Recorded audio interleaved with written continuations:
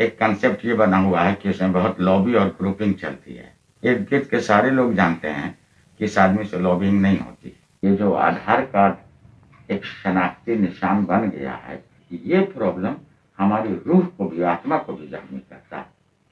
उर्दू के मशहूर नावल निगार और मगध यूनिवर्सिटी के शोबे उर्दू के साबिक सदर प्रोफेसर हुसैन उल हक 2020 के उन 20 मुसन्निफों में उनका नाम शामिल है जिन्हें अदब के बावकार कौमी एजाज साहित्य अकादमी अवार्ड से नवाजा जाएगा।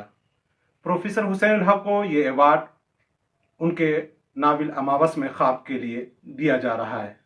हमारे साथ खुद प्रोफेसर हुसैन हक साहब मौजूद हैं। हम सर, सबसे पहले आपका ईटीवी भारत उर्दू में इस्तकबाल है और आपको मुबारकबाद पेश करते हैं कि साहित्य अकादमी अवार्ड आपको मिल रहा है। बहुत बहुत शुक्रिया भाई, बहुत बहुत शुक्रिया। अवार्ड का ऐलान हुआ तो पहला आपका और आपके अहले खाना का क्या तासुर रहा? पहला तासुर ये था कि ये कैसे मिल गया आपको, इसलिए कि आमतौर पर इसके बारे में एक कंसेप्ट ये बना हुआ है कि इसमें बहुत लॉबी और ग्रुपिंग चलती है, और मेरे इर्द गिर्द के सारे लोग जानते हैं कि इस आदमी से लॉबिंग नहीं होती। इसलिए पहला तासुर यही था। दूसरा तासुर ये था कि खुशी हुई कि कौमी एजाज मिला। करीब 50 वर्षों से आप लिख रहे हैं और ये अमावस में ख्वाब जो है, इसका रुझान कहाँ से पैदा हुआ और इसके पीछे जो मरकजी किरदार है उसका ध्यान कहाँ से आया कि जो आपने इसको किरदार को नुमाया तौर पर जो पेश किया है इस किताब में? चूंकि बोलो मत चुप रहो और फराद 2 नावल हम लिख चुके थे, और इन 2 नावलों के पस मंजर में 2 बातें कही गई थी।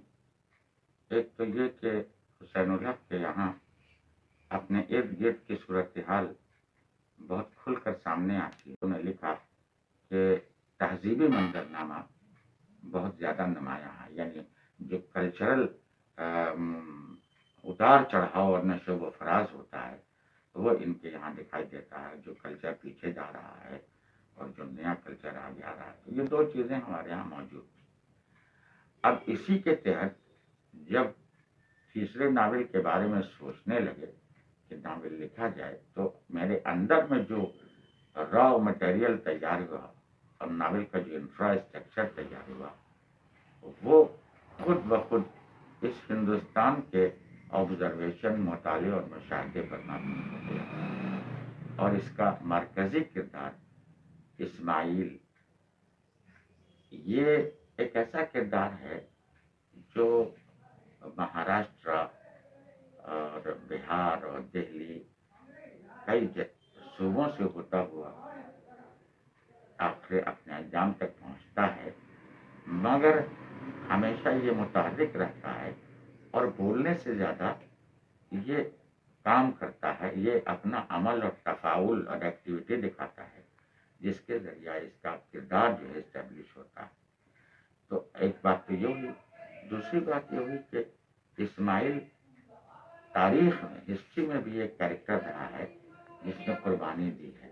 ये जो अमावस में ख्वाब है आपके नावल जो है, उसको लिखने में क्या वक्त लगा? कब इसकी शुरुआत की आपने? कुछ तफसील? 15 बरस लग गया। मैंने 5 से लिखना शुरू किया था। 5 से लिखना। तो उस वक्त आप मुलाजिमत में भी थे, तो वक्त निकालना तो बड़ा मुश्किल होता होगा। घर वाले इस बात को जानते हैं कि मैं घर यूनिवर्सिटी से घर आकर यूनिवर्सिटी की एक बात किसी से नहीं करता था। यूनिवर्सिटी को मैं यूनिवर्सिटी छोड़ के आता था और उसके बाद मेरा काम यहाँ बैठ जाना था। घर वालों ने हमको कोऑपरेट किया, खासतौर पर वाइफ ने कोऑपरेट किया, तो उसने हमको पढ़ने लिखने का मौका दिया। आपका ताल्लुक एक सूफी खानदान से है और आज सूफीज़म पर बात हो रही है। बीच में वो गैपिंग हो गया था, लोगों ने छोड़ दिया सूफीज़म पर बात करने के लिए। इसको आप किस नज़रिए से देखते हैं? इसको 2 नज़रिए से देखते हैं। एक तो एक सूफीज़म पर बात करना, जीने की एक शैली पर बात करना। हम कैसे जिएंगे, सबके साथ मिल के जिएंगे या अलग अलग जिएंगे? हम पैजामा पहनेंगे तो धोती भी पहनेंगे कि नहीं? हम ईद मनाएंगे तो बसंत भी मनाएंगे कि नहीं? निजामुद्दीन औलिया महबूब है कि यहाँ आज भी बसंत मनाई जाती है। आज भी धोती पहनने वाले वारिस अली शाह का जो हराम है वो धोती की एक शक्ल है और हराम की भी एक शक्ल है, बिना सिला हुआ कपड़ा पहनना वही है। तो एक चीज तो ये हुई कि हम एक शैली समझते हैं तसव्वुफ को, इस लिहाज से इस शैली को इस हिंदुस्तान में जड़ पकड़नी चाहिए। और जहाँ तक हमने समझा इसको पढ़ के, कुछ ही रात हमने पढ़े हैं, तो उसमें ये समझ में आया कि आज के जो मौजूदा हालात हैं कि हमें पेश करना है कि हम हिंदुस्तानी हैं कि नहीं, उससे भी कहीं ना कहीं ये मिलता जुलता है कि आपको अपने शनाख्ती कार्ड दिखाना है, उस पर वो यकीन होगा कि नहीं होगा। हाँ, जाहिर है कि लिखने वाला जब लिखता है तो कल और आज दोनों को लिखता है। तो आज के हिंदुस्तान में ये जो आधार कार्ड एक शनाख्ती निशान बन गया है और पूरे हिंदुस्तान में हर आदमी का बन गया, कोई आदमी कागज के उस टुकड़े के बगैर कोई माना नहीं रखता। तो ये एक मैकेनिकल और टेक्निकल प्रॉब्लम है, ये हम लोग को झेलना पड़ रहा, लेकिन ये प्रॉब्लम हमारी रूह को भी, आत्मा को भी जख्मी करता है। तो गोया कि जो हिंदुस्तानी सकाफत हमारी रही है, ख़ासतौर से मुसलमानों की जो हिंदू मुस्लिम एकता की बात रही है, उसको भी कहीं ना कहीं आपने इसको दिखाया है कि पहले के जो हमारी सकाफत है, आज में जो कुछ चेंजेस करने की कोशिश सियासतदान या दीगर लोग कर रहे हैं वो नहीं हो सकता। देखिए, हम तहजीबों के बारे में कभी हिंदू मुसलमान की हैसियत से नहीं सोच पाए। हमको नहीं समझ में आता है कि करीमगंज, न्यू करीमगंज और चाणक्यपुरी, इस बीच की तहजीब में कोई इतना बड़ा अंतर आ जाएगा कि दो अलग अलग पार्ट बन जाएंगे नदी के। दोनों तरह से दोनों इसी आबो हवा में पल रहे हैं, दोनों यहीं का की चीजें खा रहे हैं और एक दो चीजों के अलावा सब कुछ सेम है। अब इसमें आइडिये का अलग होना ये कोई मायना नहीं रखता। ईमानदारी से देखा जाए तो एक घर में दो भाई एक आइडिये का नहीं। तो बात ये नहीं है कि हम डिफरेंट है हमारे दरमियान।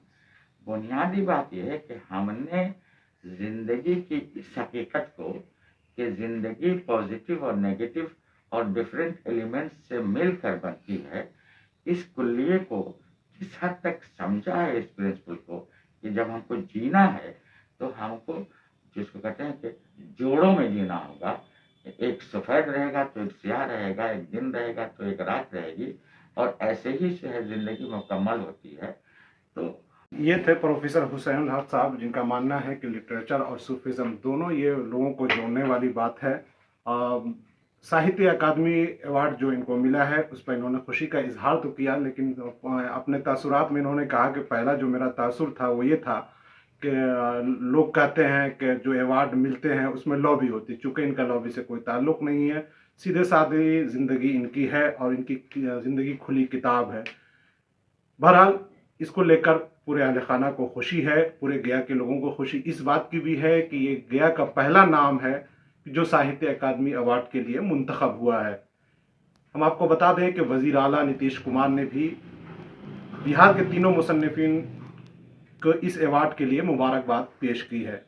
ईटीवी भारत उर्दू के लिए गया से सरताज अहमद की रिपोर्ट।